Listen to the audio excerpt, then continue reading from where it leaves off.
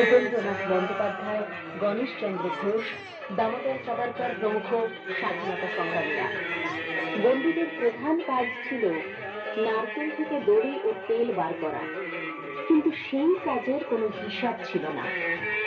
বিপ্লবী বারীন্দ্র কুমার ঘোষ প্রায় 10 বছর সেলুলার জেলে কাটানোর পর নিজের স্মৃতিচারণায় বলেছেন, যাদের দড়ি তৈরির কাজ দেওয়া হতো তাদের পশুর চেয়েও বেশি শ্রম করতে হতো। প্রথমে 20টি নারকেল থেকে ছোবড়া ছাড়াতে হতো, তারপর ছোবড়া থেকে ছাল বাদ দিয়ে আঁশ বের করে তা হাতুড়ি দিয়ে পিটিয়ে নরম করা হতো। এরপরে জলে চোবানো ও ফের হাতুড়িতে তা, সব শেষে দড়ি পাকানো।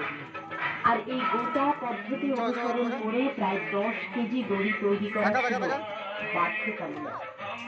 না পারলে পিঠে পড়ত চাবুক বা বেতের বাড়ি। অন্যদিকে তেলের ঘানিতেও 15 কেজি তেল বার করতে হতো। গরুর বদলে বন্দীদের ঘানি টানতে হতো, ফলে অতিরিক্ত পরিশ্রমে রোজই বন্দীরা অজ্ঞান হয়ে পড়ত। বন্দীদের জন্য পানীয় জল বরাদ্দ ছিল আর খাবার হিসেবে দেওয়া হতো খুদ দিয়ে তৈরি করা অতি সামান্য ভাত আর বুনো ঘাস সিদ্ধ। শৌচালয় বলতে ছিল নিজের কুঠুরিতে রাখা একটি ছোট ধারণের অনুপযোগী।